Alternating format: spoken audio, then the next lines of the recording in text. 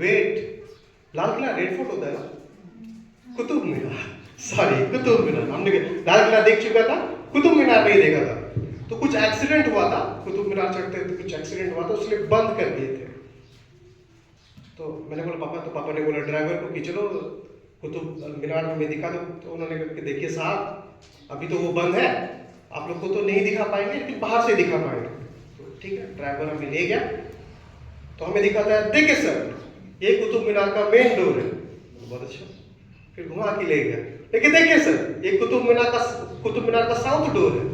बहुत अच्छा, फिर उधर से घुमा के देखिए सर ये कुतुब मीनार का वेस्ट डोर है। तो बहुत बढ़िया, फिर देखिए सर ये कुतुब मीनार का और एक डोर है, आप यहाँ से भी घुस सकते हैं। तो भाई साहब दरवाजे बंद है। वैसे ही आज के इस दिन में या फिर हम कई बार भी ऐसे ऐसे वचन को सुनते हैं कि हमें बहुत ऐसा पर्सपेक्टिव मिलता है कि नहीं, बहुत सारा पर्सपेक्टिव मिलता है कि ये तो ऐसे तो नहीं सोचा था, या फिर इसके बारे में तो पहले से सुन चुके हैं, है कि नहीं। कुतुब मीनार एक है लेकिन हमने इसका ढेर सारा गेट देखा। आज जो टॉपिक है, मैं ऐसे एक टॉपिक के बारे में बात करना चाहता हूँ, और मैं जानता हूँ कि इस टॉपिक में आप लोग मेरे से ज़्यादा नॉलेज रखते हैं, ज़्यादा आप लोग अनुभवी हैं, और पता नहीं आप लोग कितने लोग मीम देखते हैं। थोड़ा मीम देखा कीजिए, कितने लोग मीम देखते हैं, जवान तो देखते ही हैं, थोड़ा मीम देखिए, क्योंकि पौलुस भी बहुत अपडेटेड था। वो जब चिट्ठी लिखता था कि मैं तुम्हारे विषय में ऐसा सुनता हूँ, तुम्हारे विषय में ऐसा सुनता हूँ। अगर आप यूथ के साथ अपडेटेड नहीं रहेंगे तो आप आउटडेट हो जाएंगे। तो मैं जिस टॉपिक के बारे में बात करने जा रहा हूँ, आप शायद बोलेंगे कि चल चल चल अपने बाप को मत सिखा। ठीक है, आप लोग सबको इस टॉपिक में मेरे माँ बाप है, बेहतर हो सकते हैं। ओके, हम लोग एक प्रार्थना करेंगे और आज के इस सरमन को शुरू करेंगे। धन्यवाद पिता परमेश्वर आज के सुंदर दिन के लिए, आज के इस पवित्र दिन के लिए जो आपने हमें देखने को दिया। और हम जानते हैं पिता परमेश्वर कि आप हमारे बीच में पिता परमेश्वर, आप हमारे हृदय के साथ बोलो बातचीत कर रहे हैं पिता परमेश्वर। हम जानते हैं कि कई लोगों का भी दिल हल्का हुआ है और कई लोग खाली हृदय के साथ आए हैं पिता परमेश्वर, जबकि आपकी अनुग्रह और आपकी दया से पिता परमेश्वर जब आज मैं इस सरमन को दूंगा पिता परमेश्वर, तो मेरी मेहनत नहीं पिता परमेश्वर, लेकिन आपके आत्मा की अगुवाई से मैं बोलने पाऊँ।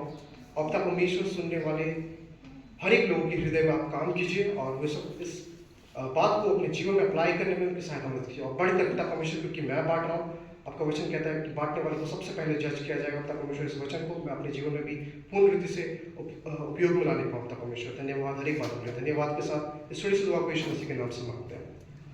हम लोग जल्दी से निकालेंगे मती रचित सुसमाचार उसका 6 अध्याय उसका 5 से 7 पद। आज यूथ संडे है, तो जो भी अपने आप को जवान समझते हैं आप पढ़ दीजिए मती उसका 6 अध्याय 5 से 7 पद।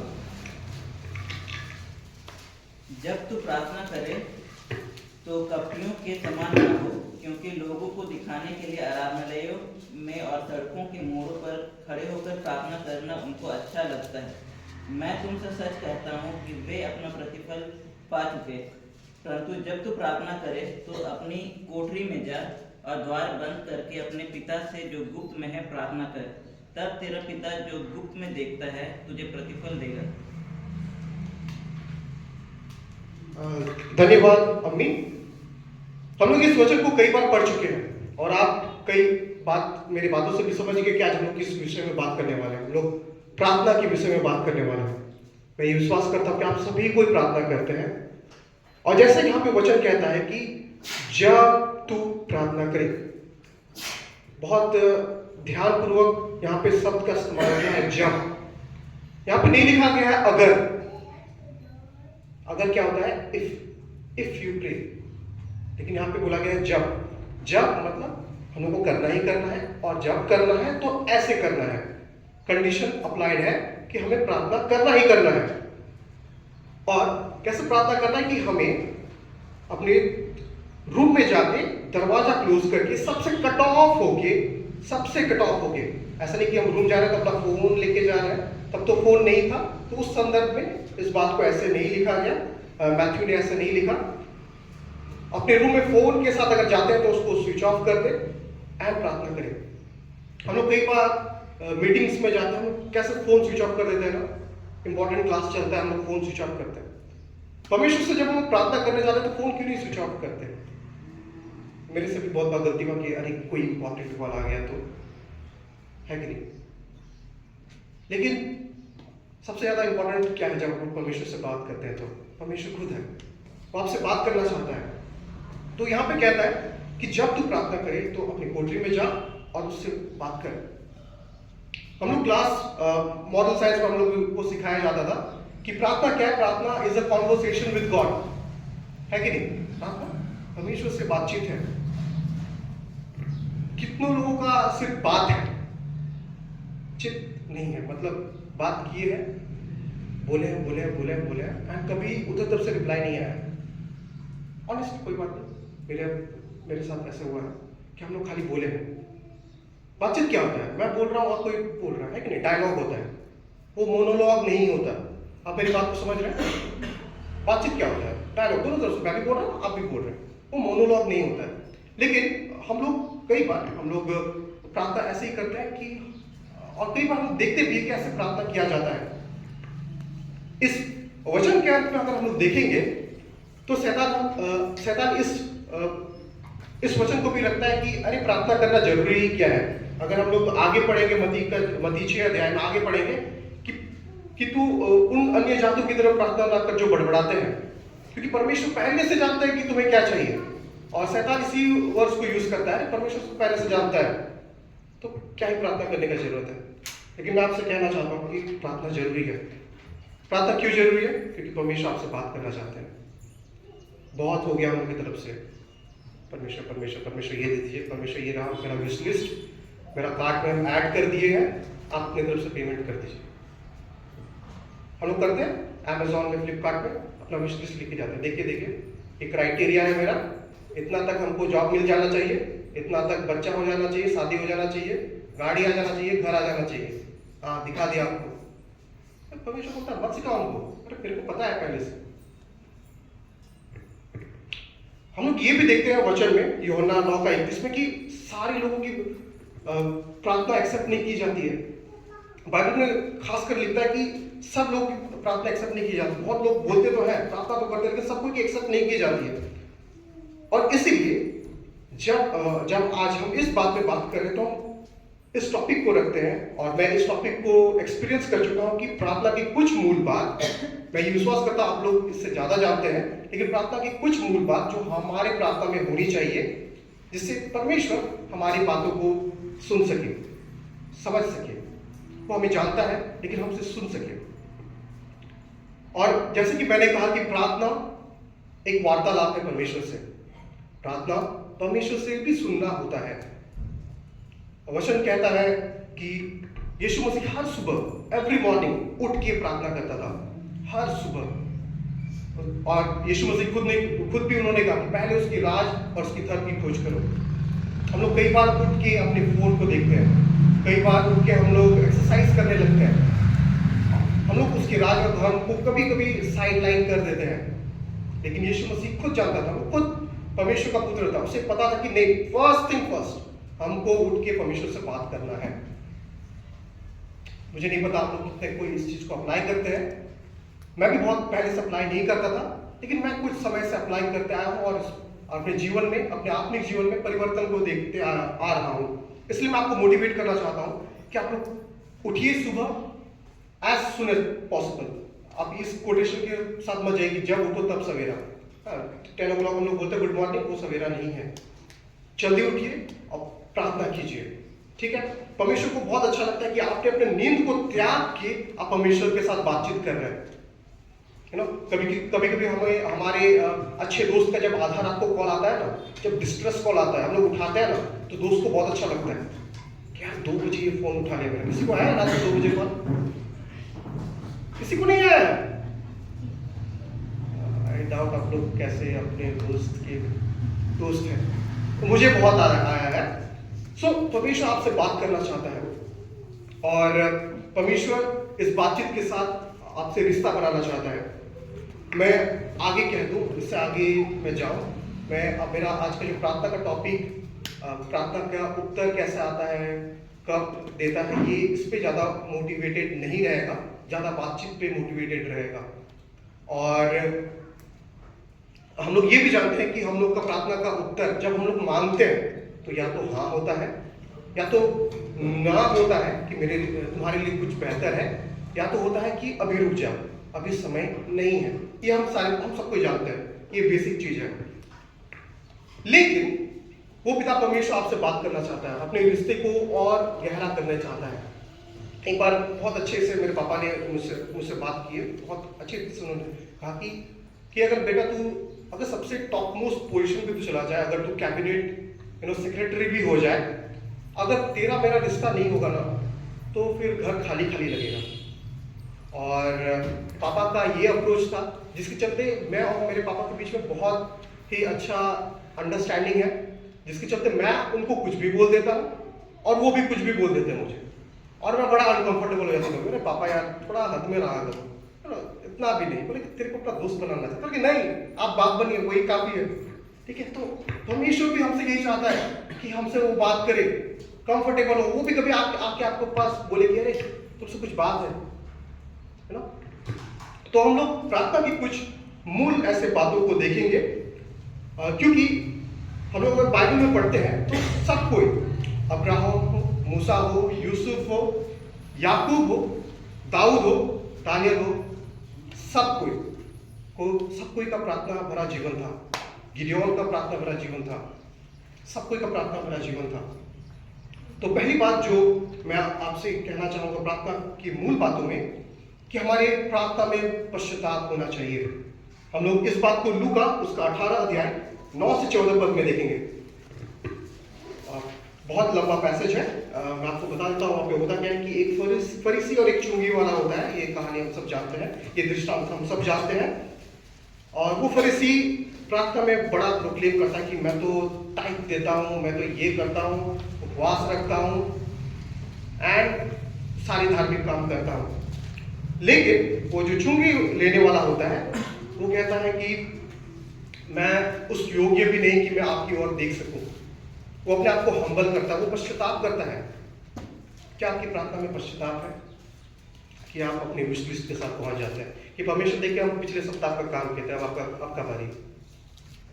परमेश्वर पिछला सप्ताह हम प्रचार किए थे, अब आपका बारी, थोड़ा कीजिए मेरे लिए भी। हम वीक में हर वीक में हम वो सेमिनार अटेंड करते हैं, अब आपका बारी है। हम अपनी धार्मिकता को दिखाते हैं, मैंने ये किया वो किया। पश्चाताप कहाँ है?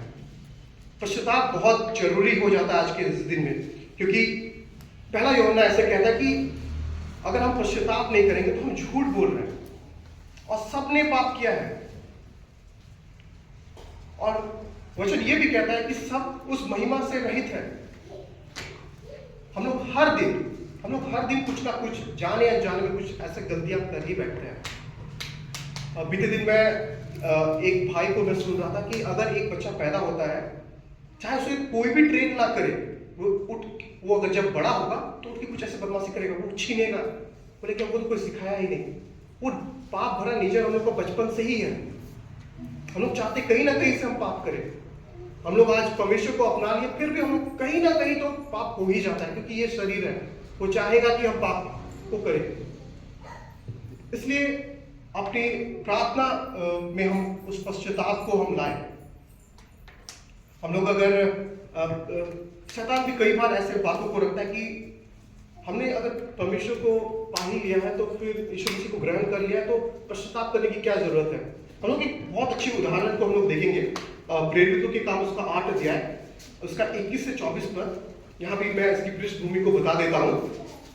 यहाँ पे एक जादूगर शामौन, ओके, और वो बहुत चर्चित था। और वहाँ पे वो सुसमाचार सुनता है और यीशु के बारे में जानता है और बहुत प्रभावित होता है। वो विश्वास करता है, बपतिस्मा भी लेता है। फिर उन्होंने देखा, शामौन ने देखा कि वहाँ पे पवित्र आत्मा से भरे हुए लोग बहुत अद्भुत काम कर रहे हैं, बहुत बढ़ चढ़ के काम कर रहे हैं।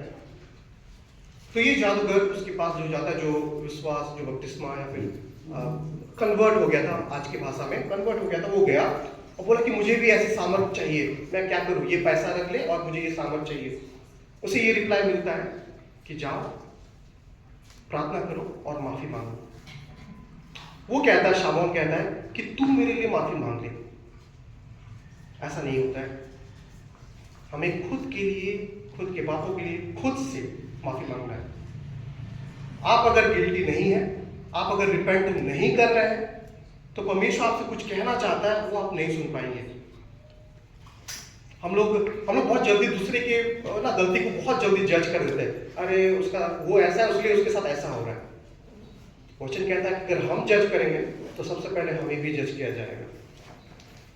अभी का ट्रांसलेशन अगर किया जाए तो मतलब कि संथाली और हिंदी मिक्स करके कि अगर तुम्हारे आंख में ही पिंजा है तो दूसरे के पिंजा को क्यों देखते हो? पहले अपना आंख का पिंजा हटा, इसके बाद दूसरे की आंख को देखो। मैं यही कहना चाह रहा हूँ कि पहले अपने जीवन में देखिए, दूसरों को से पहले अपने जीवन में देखिए कि क्या पाप है मेरे जीवन में। थोड़ा देर शांत रहिए कि बीते दिन मैंने ये क्या किया था। रिवाइज कीजिए दिन के अंत में कि क्या मैं ऐसे गलत बातों को रख दिया था, उस चीज के लिए माफी मांगिए। कई बार हम विश्वासी अपने एक्शन से कई अविश्वासियों को हम लोग दूर भगा देते हैं। लेकिन क्रिश्चियन लाइफ तो कुछ फर्क तो दिख नहीं रहा है, सेम टू सेम तो वैसा ही है। इसलिए पश्चाताप करना बहुत जरूरी है। नहीं तो जैसे यशायाह में परमेश्वर कहता कि उसका मुंह तो मेरे लिए आदर कर रहा है, लेकिन उसका मन मुझे नहीं सराह रहा है। परमेश्वर हमारे मन को जानता है, इसलिए आपकी प्रार्थना में पश्चाताप होना चाहिए। दूसरी बात, और इसका भी सब पॉइंट ऐसे निकलेगा जो मैंने सीखा है प्रार्थना के द्वारा, और इस बात को हम लोग जानेंगे पहला यूहन्ना 5 अध्याय उसका 14 पद में। वहां पे यूं कहता है कि यदि हम उसके इच्छा के अनुसार कुछ मांगते हैं तो हमारी सुनता है। तो परमेश्वर सुनता है, कंडीशन क्या है कि उसकी इच्छा के अनुसार। हम उसकी इच्छा के अनुसार मांगते हैं। मैं एक सुंदर गवाही को मैं बताना चाहूंगा, और मैं ये गवाही पीटर अंकल और उसके परिवार में भी मैंने देखा था। पिछले साल जब वो सब ढलाई करना चाह रहे थे तो एक डेट उन्होंने सेट किया था, लेकिन उस डेट पे हो नहीं पाया था, एंड दूसरे डेट पे ढलाई हुआ। फिर ढलाई के बाद छत में पानी दिया जाता है, तो सब कुछ बहुत अच्छा से हुआ। आप लोग पीटर अंकल एंड उनके परिवार से सुन सकते हैं। मेरे घर में भी हम लोग जब गांव में घर बना रहे थे तो जो पहला ढलाई था, तो हम लोग ने 8 सितंबर को हम लोग पहला डेट दिए। हमने उपवास किया, प्रार्थना किया कि परमेश्वर इस दिन में हो, क्या हो, जो वो जो ये लगाता है ना, सेंटरिंग करते हैं, उनमें से किसी का देहांत हो गया, छड़ टाइम पे नहीं आया, फिर मशीन खराब हो गया। लेकिन परमेश्वर को प्रार्थना तो कर रहे हैं, क्यों ऐसा कर रहा है? फिर एक डेट तय हुआ 17 सितंबर, मतलब 9-8 दिन के बाद हुआ। पापा को 2-3 बार छुट्टी ऐसे लेना पड़ा। फिर 17 तारीख को जब ढलाई हो रहा था, बहुत अच्छा से हुआ ढलाई। बीच में हल्का सा पानी पड़ गया और लेबरर बहुत खुश हो गए, बोले कि यार ये सब तो अब काम चोरी करेगा, सबको काम करने की जरूरत नहीं है। लेकिन लेबर ने बोला कि अब वेदर और अच्छा हो जाएगा हम लोग के काम के लिए। ठीक है, इसके बाद एकदम 20 मिनट का ये हुआ, बारिश हुआ, ना ही कुछ सीमेंट खत्म हुआ, ना ही कुछ ये हुआ, एंड फिर ढलाई पूरी रीति से हुआ। एंड इसके बाद जो हम लोग छत में जो पानी देते हैं, विश्वास कीजिए हम लोग का बोरवेल का एक बूंद भी पानी छत में नहीं गया, सब परमेश्वर ऊपर से बरसा है। हालेलुया। कई बार हम बोलते हैं कि परमेश्वर आप ये कर दीजिए ना, आप आज के दिन में ढलाई होना चाहिए। कि रुको यार, मैं थोड़ा पोस्टपोन कर रहा हूँ, बारिश को तुम लगा हुआ है, तो 21 दिन पानी चाहिए था, और वो धूप भी कांस्टेंट पानी, कांस्टेंट धूप में। हम लोग कई बार अपनी इच्छा को लेके जाते हैं कि परमेश्वर ये मेरी इच्छा है, देखिए परमेश्वर ये मेरी इच्छा है, देखिए आप संभाल लीजिए। लेकिन परमेश्वर की इच्छा को कैसे समझेंगे? पहला, बाइबल पढ़िए। हम बोले परमेश्वर, हम प्रचार कर रहे थे, हमको एक आदमी मारा, आप देखे ना, आप बदला लीजिए, आपका वचन कहता बदला लीजिए। क्या उसकी इच्छा के अनुसार ही प्रार्थना हुआ?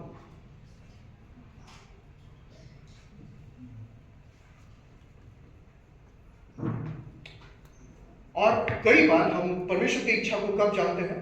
अनुभव के द्वारा। मैं रिक्वेस्ट करूंगा, हम लोग रोमियो 12 अध्याय 1 से 2 पद कोई पढ़ दे।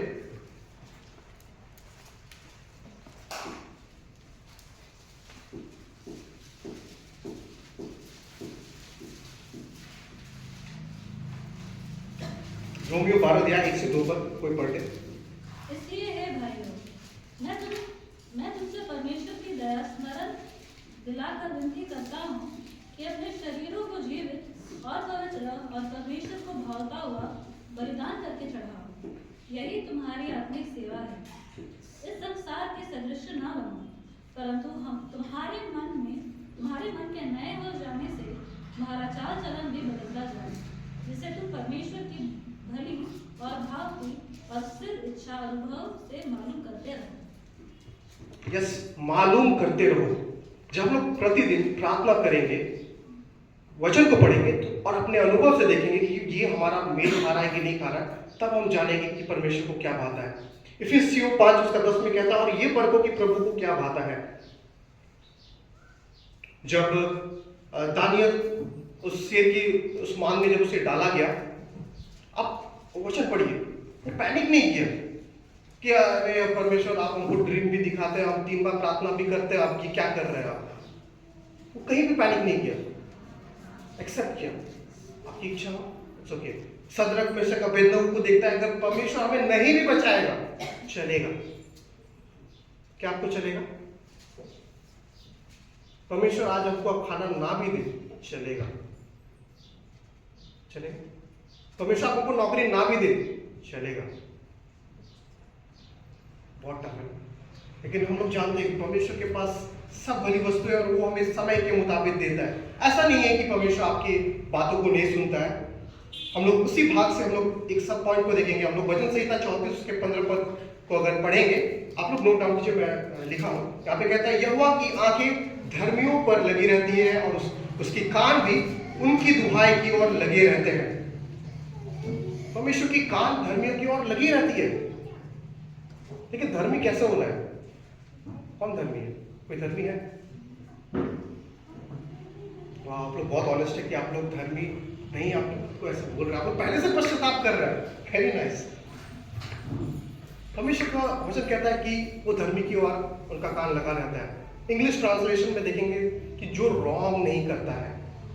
हमें कैसे पता चलेगा कि हम रॉन्ग नहीं कर रहे हैं? तो हम उसके वचन का पालन करेंगे। जब हम ओबीडियंट रहेंगे तब वो हमें आउटस्टैंडिंग ठहराएगा। जब दानियल, इस रेफरेंस को लिख लीजिए, दानियल उसका 6 अध्याय, उस पूरे पैसेज को पढ़िएगा। दानियल को जब उस शेर की मान में डाला गया, उसे किस लिए डाला गया? क्योंकि वो प्रार्थना कर रहा था, और जो उससे ईर्ष्या रखते थे वो सब देख के ये तो प्रार्थना कर रहा है, और जो हेड ऑफ द स्टेट है वो जो ऑर्डर दिया है उसको फॉलो नहीं कर रहा है। फिर दानियल को उस एज अ पनिशमेंट उस शेर की मान में डाला गया। वहां पे एक बहुत ब्यूटीफुल एक वचन है, कोई 6 अध्याय उसका 22 पद को अगर कोई पढ़ दे तो, दानियल 6 अध्याय 22 में बहुत सुंदर वचन है वहां पे।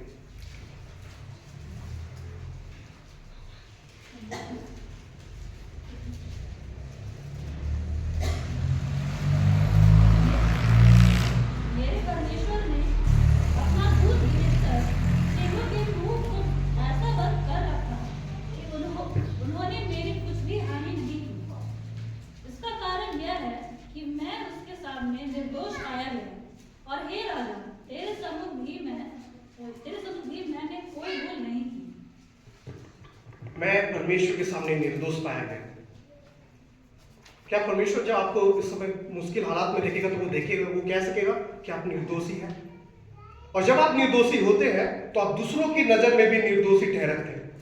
आज स्थिति बहुत अच्छा एक एग्जाम्पल दी नीति वचन 3 से कि अगर हम कृपा और सच्चाई को पाले रखेंगे तो मनुष्य परमेश्वर की आंख में भी हम लोग पे, दोनों पे हम लोग पे अनुग्रह किया जाएगा। वंडरफुल मैसेज बाय स्थिति। एंड इसलिए आज हमारे जीवन में ये बहुत इंपॉर्टेंट है कि परमेश्वर हमसे सुन क्यों नहीं रहा है? क्या हम उसके वचन को फॉलो कर रहे हैं? क्या हम निर्दोष हैं? आज ये हालत है इस देश का कि हम लोग जम्मू कश्मीर से ना कन्याकुमारी तक जाते हैं प्रार्थना करने के लिए, एकदम गुजरात से जाते हैं नॉर्थ ईस्ट प्रार्थना करने के लिए, प्रार्थना करवाने के लिए। एक्चुअली क्या है वो तो सेम जीसस को प्रेयर कर रहे हैं ना, है कि नहीं? जब आप प्रार्थना करते हैं तो ये याद रखिए कि शैतान भी आपकी प्रार्थना को सुनता है। जहां शैतान को लगता है कि अगर ये आत्मिक उन्नति के लिए प्रार्थना कर रहा है, वो अड़ंगा लगाएगा। मैं तो बोलूंगी अरे मेरे को बोलेरो चाहिए, जितने देर अंकल मेरे को बोलेरो चाहिए, आप मेरे लिए प्रार्थना कर दीजिएगा। शैतान देख रहा है इसका आत्मिक ग्रोथ होगा नहीं, बोलेरो मिल जाएगा, इसका प्रार्थना छोड़ देगा, दे दो बोलेरो उसको। ऐसा ही होता है, हम लोग संसारिक चीज को इतना चाहते हैं, इतना प्यार करते हैं, ये दे दो वो दे दो, किसी और से प्रेयर कराते हैं और हम लोग नहीं कर पाते। परमेश्वर हमें सब कुछ देता है। मैं नहीं बोल रहा कि बोलेरो मांगना गलत है, मेरा ये कहना है कि आपके जीवन में आप परमेश्वर से क्यों नहीं मांग रहे? अगर आप मांग रहे तो आपको ऐसा क्यों लग रहा है कि परमेश्वर आपको आपकी नहीं सुनता? कई बार ऐसा लगता है कि परमेश्वर हमारी नहीं सुन रहा है। मैं बहुत ही लकी हूं कि मेरे ऐसे दोस्त हैं, जब मैं उनके पास जाता हूं कि मुझसे प्रार्थना नहीं होता, पहले वो मेरे लिए प्रार्थना करते हैं, वो मुझे कन्विंस करते हैं कि तुम भी प्रार्थना करो। हाँ, थोड़ा ग्रम्बल करता हूं, और ग्रम्बल करनी बुरी बात नहीं है। गिडियोन ग्रम्बल किया, बोले कि परमेश्वर आप तो हमारे साथ थे, क्यों छोड़ दिए? तब भी परमेश्वर उसको उत्तर दिया, सच्चाई के साथ जाना है। यस, आप मुझे फॉलो कर रहे हैं? चलिए, आप हाफ टाइम हो गया, आप लोग खड़े हो सकते हैं।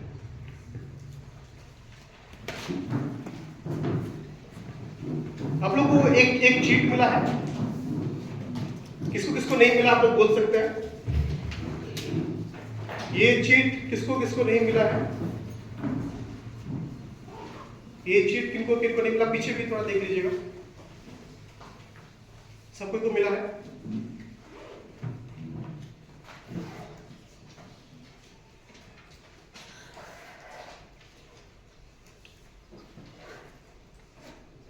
ये चीट सबको को मिल गया है।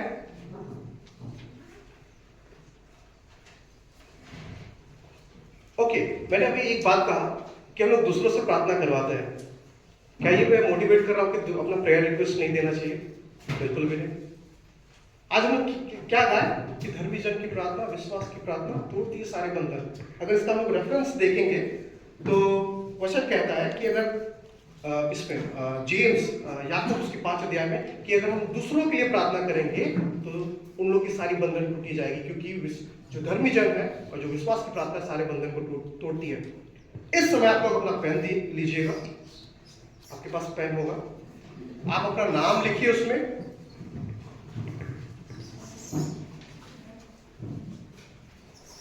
नहीं, आप लोग खड़े ही रहिए, खड़े रहिए। कुछ मैं बोल रहा हूं, ठीक है, कुछ मैं बोल रहा हूं, ये इंस्ट्रक्शन आपको बैठ के करना है, लेकिन कुछ आप लोग खड़े रह के मेरी बात को सुनिए।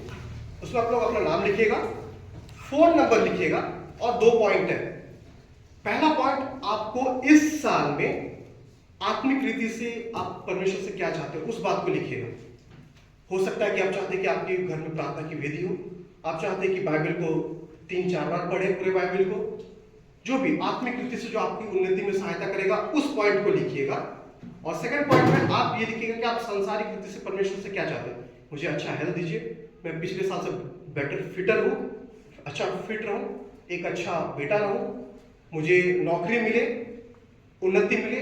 सेकंड चीज में आप उस चीज को लिखिएगा। फर्स्ट में आत्मिक आप क्या चाहते हैं, सेकंड में संसारिक रीति से परमेश्वर से क्या चाहते हैं। आप लोग बैठ जाइएगा, मैंने आपकी नींद को तोड़ दिया है, उसलिए मैं आपको खड़ा करूंगा। आप समय लीजिए, ओके? हम लोग ऑन टाइम है।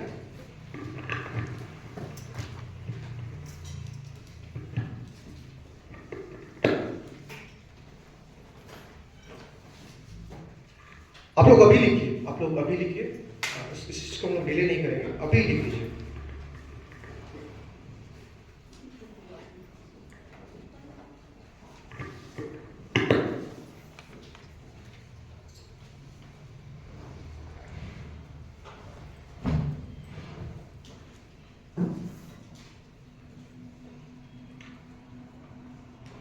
क्योंकि ये चर्च चाहते हैं कि चर्च आपके लिए प्रार्थना करे, इसीलिए आप अभी लिखिए।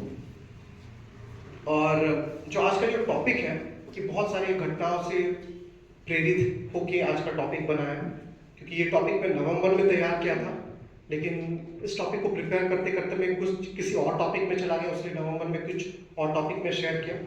और पिछले कई सप्ताह से हम लोग प्रार्थना के विषय में बात किए जा रहे हैं, एंड आने वाले सप्ताह में कुछ ऐसे प्रार्थना रिलेटेड कुछ ऐसे कार्य इस चर्च में होगी। इसलिए मैं आपसे रिक्वेस्ट कर रहा हूँ कि आप लोग एक पॉइंट आत्मिक रीति से आप किस तरह से बढ़ना चाहते हैं? आप चाहते हैं कि आप इस बार पवित्र आत्मा से भर जाएं, फिलॉसफी करें, आपकी प्रार्थना से लोग चंगा हो, आप चाहते हैं कि आप अन्य जातियों के बीच आप सरमन को सुनाएं, कुछ भी हो सकता है। आत्मिक रीति से आप किस तरह से बढ़ना चाहते हैं उस पॉइंट को लेके, हाँ, अपने नाम और अपने फोन नंबर को प्लीज मिस आउट मत कीजिएगा। और नंबर 2, आप सांसारिक रूप से किस आशीषों को चाहते हैं?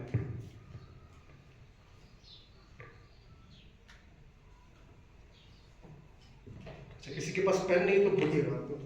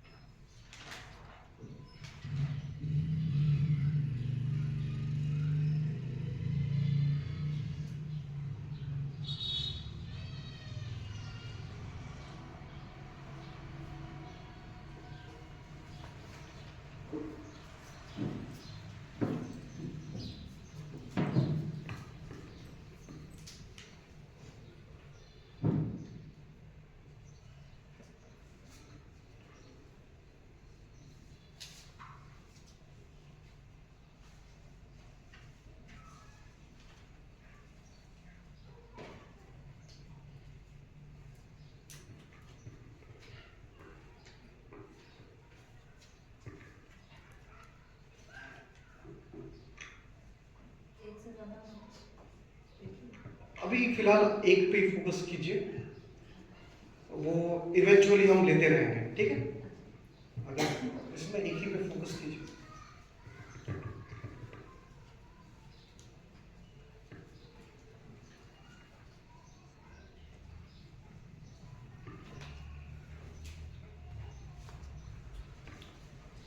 ठीक है, अगर आपको और समय चाहिए तो और समय भी हम लोग इस मैसेज के बाद हम आपको देंगे। ओके, हमने पहली बात को देखा कि पश्चाताप, हमारी प्रार्थना में पश्चाताप होना चाहिए। दूसरी बात को हमने जाना कि उसकी आज्ञा अनुसार हमें मांगना चाहिए। और जो सब पॉइंट था कि अगर हम निर्दोषी ठहरते हैं तो वो धर्मियों की प्रार्थना को सुनता है। हम लोग आगे बात पे देखेंगे जो कि उसका और कंटिन्यूएशन है। पहला यूहन्ना उसका 3 उसका 22 पद में अगर हम लोग खोलेंगे तो वहां पे यूं कहता है, और जो कुछ हम मांगते हैं वो हमें उससे मिलता है क्योंकि हम उसकी आज्ञाओं को मानते हैं और जो उसे भाता है वही करते हैं।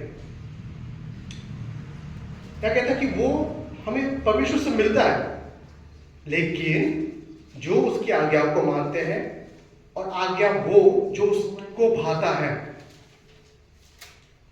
आज के इस दिन में मैं आपको बताना चाहता हूं कि डजंट मैटर कि आपका प्रार्थना कितना लंबा है, कितना गहरा है, अगर आप उसकी आज्ञाओं को नहीं मान रहे, उसको जो भाता है अगर आप वो नहीं कर रहे, तो कहीं ना कहीं परमेश्वर आपको वो चीज़ नहीं दे पा रहा है, आपको वेट करा रहा है ना, कि शायद वो पाके आप स्टम्बल हो जाए, वो पाके शायद आपका प्रार्थना शायद और छोटा हो जाए, है ना।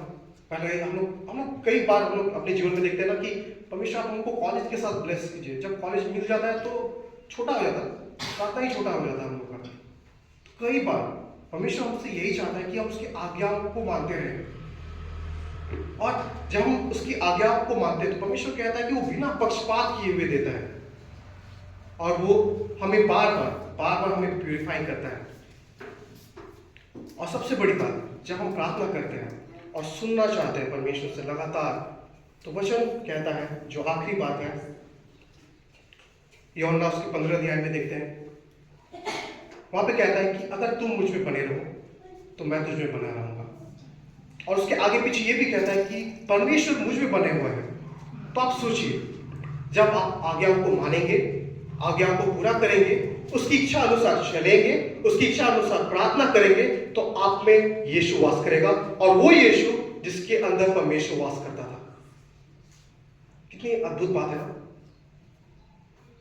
क्या यीशु प्रार्थना नहीं करता था? बहुत प्रार्थना करता था। क्या उसने किसी को मना किया प्रार्थना करने के लिए? अगर उसके जीवन को देखेंगे, जब वो बहुत तकलीफ में था, अपने चेलों को कह रहा है, उठो मेरे लिए प्रार्थना करो, उठो मेरे लिए प्रार्थना करो। हमें करना है, एक दूसरे के लिए प्रार्थना करना है। पौलुस भी बार-बार कहता है, वो पत्र में लिखता है, मेरे लिए प्रार्थना करते रहो, मैं यहां जा रहा हूं, मेरे लिए प्रार्थना करते रहो।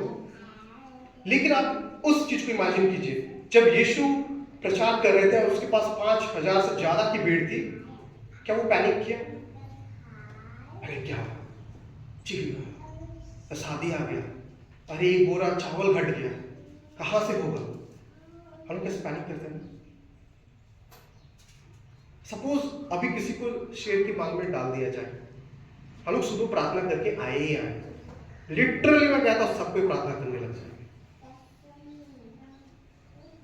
इंसान प्रार्थना करने। लेकिन डैनियल का उस विश्वास को देखिए, अरे मैं प्रार्थना में सौंप चुका हूं यार, दे दिया उठ के, और 3 बार मैंने दे दिया, धन्यवाद के साथ मैंने दे दिया। आप देखा जाएगा, परमेश्वर देखेगा। ठीक है, अगर शेर भी खा लेगा तो मैं वो क्या उसका अच्छा प्रोटीन वो खाता था ना, दाल खाता था, कि अच्छा खाना खाता था, वो उसको स्वादिष्ट मिलेगा शेर को भी। अरे हो गया, कोई बात नहीं, दिन में मैंने सौंप दिया, इट्स ओके। गॉड जानता है, आपकी जरूरतों को जानता है, वो संभाल लेगा। जब वो 5 रोटी यीशु मसीह को दिया गया, बस धन्यवाद दिया, इनफ, इट इज इनफ। ना ही अपने चेलों को डांटा, अरे तुम लोगों को पता था ना हम लोग वहां पे जा रहे हैं, तुम लोगों को पहले से प्रिपेयर करके रखना चाहिए। तो बस धन्यवाद दिया, वचन कहता धन्यवाद दिया। कई बार हम धन्यवाद देना से चूक जाते हैं, क्योंकि हमारे अंदर यीशु मसीह वास नहीं करते। यीशु मसीह होते तो धन्यवाद देते, यीशु मसीह होते तो धन्यवाद देते, यीशु मसीह होते हम पैनिक नहीं करते, यीशु मसीह होते तो सुबह सुबह हम लोग सब कुछ परमेश्वर को सौंप के आते, यीशु मसीह होते तो परमेश्वर भी हमसे बात करते। वचन कहता है कि यीशु या फिर पवित्र आत्मा हमारे अंदर वास करना चाहता है, हमारे अंदर है। वचन कहता है अगर आपने विश्वास किया है तो पवित्र आत्मा आपके अंदर है, क्योंकि ये पवित्र आत्मा के द्वारा ही आप यीशु मसीह को ग्रहण करने पाते हैं। लेकिन कहीं ना कहीं वो पवित्र आत्मा तब सा गया है। मैं ये नहीं कह रहा हूं कि आप लोग को अपनी संसारिक चीजें मांगनी नहीं चाहिए, मांगिए। रोटी परमेश्वर यीशु ने उसके लिए धन्यवाद किया, संसारिक चीजें था, वो आपकी आवश्यकता को जानता है। लेकिन क्या हम अभी सुनना चाहते हैं परमेश्वर से, या फिर अपनी इच्छा को ले जा रहे हैं? हम बड़ा धार्मिक दिखा रहे कि बहुत हो गए। देखिए हम संडे को भी गए, बहुत गर्मी था, लाइन भी नहीं था, जेंट्स की तरफ से तो कोई आया भी नहीं था, लेकिन हम तो चले गए। लेकिन देखिए उसका सुन रहे हैं आप, मेरा क्यों नहीं सुन रहे? टर्म्स एंड कंडीशन हम लोग लेके पहुंच जाते हैं। अरे रुको भाई, परमेश्वर कुछ बताना चाह रहा है आपसे, जताना चाह रहा है। मेरा वचन लगभग कंप्लीट हो ही चुका है,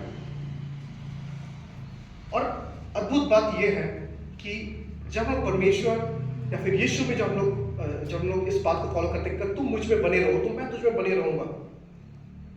अगर यीशु आप में बने रहेंगे, वचन ये कहता है कि यीशु आपके पाप को आपको उजागर करेगा। और अगर आपको आपका पाप नहीं दिख रहा है तो यीशु आप में नहीं है। थोड़ा हिपोक्रिटिकल बात हो रहा है क्या? अगर आपको आपका पाप दिखेगा, आप पश्चाताप करेंगे, आप पश्चाताप करेंगे, आप धर्मी ठहरेंगे और आप उसकी आज्ञाओं को मानेंगे। And back to the same circle, आप यीशु में रहेंगे, आप पश्चाताप करेंगे, उसकी इच्छाओं के अनुसार चलेंगे, सब बात मिलकर फिर आ जाएगा कि परमेश्वर आपकी जरूर सुनेगा। वो आपकी सुन रहा है, आपकी सुन रहा है। हाँ, आपकी डिमांड्स को शायद वो पूरा नहीं कर रहा है, लेकिन आपकी सुन रहा है, आपसे बड़ी योजना को रखता है। बड़ी छोटी चीज को हम लोग मांगते हैं। इस समय देखिए अपने जीवन में, मेरा मैसेज लगभग कंप्लीट हो चुका है। मैंने 36 मिनट्स लिया है, तो आप लोग नहीं बोल सकते कि बड़ा लंबा मैसेज था, ठीक है? तो आप लोग अपनी प्रार्थना निवेदन, कोई जज नहीं करने वाला, अपने प्रार्थना निवेदन आपको पूरा नहीं हुआ आप लोग लिख सकते हैं। मैंने जैसे शुरू में कहा कि मेरे डैड के साथ ऐसा रिलेशन है कि पापा मेरे साथ कुछ भी बात कर सकते हैं। क्या परमेश्वर से कुछ भी बात कर सकते हैं? अरे कभी कभी ग्रम्बल भी कर लीजिए, कोई बात नहीं, आपको शांत करेगा। मैं बोलता हूँ, मैं इतना बार कंप्लेन करके गया, तुरंत शांत होगा, सॉरी मैं गलत बोल दी, इतना माफ कर दीजिए। मैं साल 2022 में से थोड़ा प्रैक्टिस कर रहा हूँ कि जब मैं सुबह उठूँ, एंड कभी कभी मैं 3 बजे, मैं अपने अपने अपने धार्मिकता को नहीं बता रहा, मैं एक बार उठा और मैंने बस प्रार्थना किया कि परमेश्वर मैं बहुत बोल लिया, अब थोड़ा आप भी बोल लीजिए ना, थोड़ा आप भी बोल लीजिए ना, बात कीजिए ना मुझसे। पिछले साल अक्टूबर एंड में परमेश्वर मुझसे बात किया, मैंने 2022 में पूछा था, कई सारी बातों को मैं इसके दौरान सीखा। ऐसा नहीं बोल रहा हूँ कि तब नहीं बात करा था, लेकिन लिटरली तब परमेश्वर मुझसे बात किया, और जिस दिन बात किया ना, इतना काम फील किया मैं, मजा आ गया। एंड इसके बाद 3-4 बार मुझसे और परमेश्वर बात किया, और वो 3-4 बार इतना और भी काम फील किया। आप सोचिए, मैं इतने में ही खुश हूं, अगर परमेश्वर हमसे हर एक दिन बात करे, मजा ही आ जाएगा। लेकिन डाल दो तो जूम में डाल दो, है कि नहीं? आप सोचिए कि आपके अंदर क्या यीशु मसीह है? अगर यीशु मसीह है तो आपको आपके वो अपराधों को दिखाएगा ही दिखाएगा, आपको वो हम्बल करेगा ही करेगा। जब आपको हम्बल करेगा, आप प्रार्थना करेंगे कि मेरे अपराधों को क्षमा कीजिए, एंड मैं आपकी इच्छा के अनुसार चलना चाहता हूँ, क्योंकि उसकी इच्छा के अनुसार परमेश्वर खुश होता है। इस समय आप अपने प्रार्थना रिक्वेस्ट की ओर मैं चाहता हूँ कि देखिए, और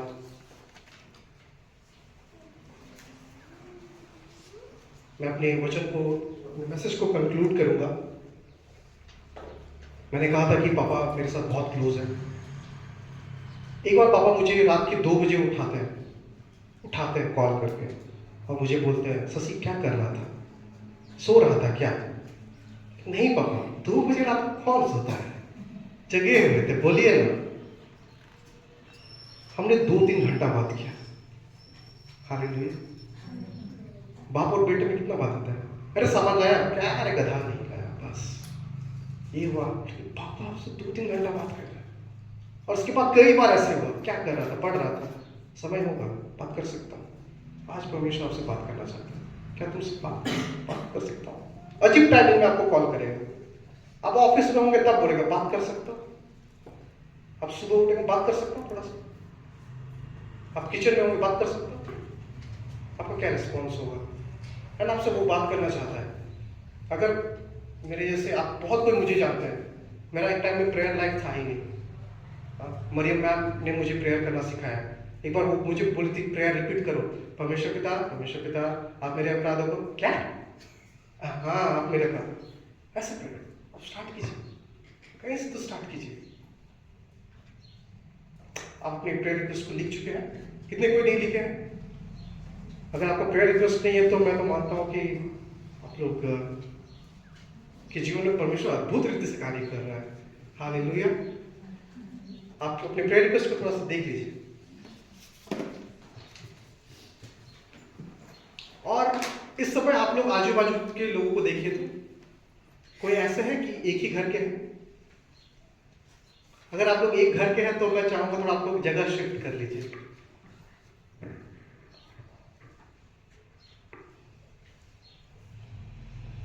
आप लोग, आपका सब कोई का पैर हो रहा है, देखिए तो जोड़ा जोड़ा हो रहा है यहाँ पे।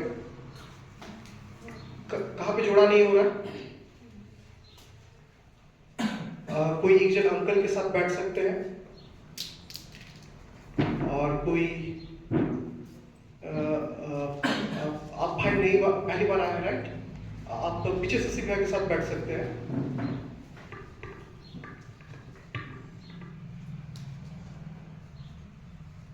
एंड मीनू भाभी एंड पूर्णिमा भाभी, आप दोनों साथ में रह सकते हैं। एंड इधर आप लोग सबको है, हम लोग सबको चर्च के सदस्य ही है ना? एक चर्च के सदस्य में एक कॉन्सेप्ट या फिर मैं बहुत सुनते आया हूँ, अच्छी बात है, प्रेयर योद्धा, प्रार्थना योद्धा। और हम लोग कई बार ना उस योद्धा पे सौंप देते हैं, करो प्रार्थना आप ही कीजिए, आपका ही सुनता है, आपका पास अलग जीसस का एक्सेस है। हम लोग तो अलग ही जीसस को मानते हैं, हम लोग को तो सुनता ही नहीं है। ठीक है, सबको को जोड़ा मिल गया ना? आप उस चीट को दूसरे इंसान को दे दीजिए।